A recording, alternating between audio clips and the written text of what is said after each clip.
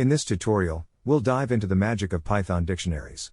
Specifically, we will learn how to check if a key exists in a dictionary.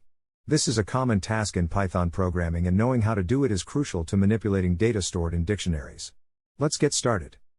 We will start by creating a dictionary. Let's call it student.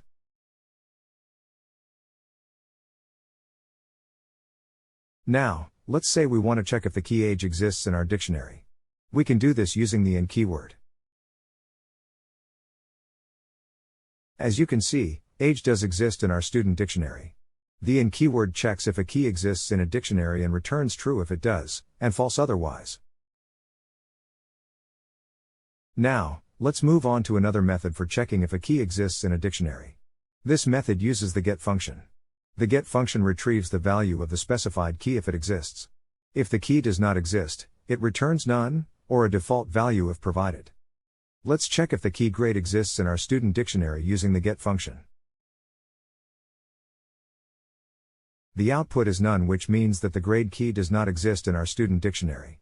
This is because we use the get function, which returns none when the key is not found in the dictionary. So, there you have it.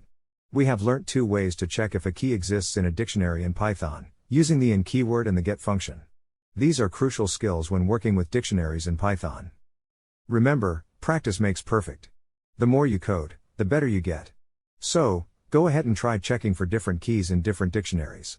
Happy coding, and see you in the next tutorial.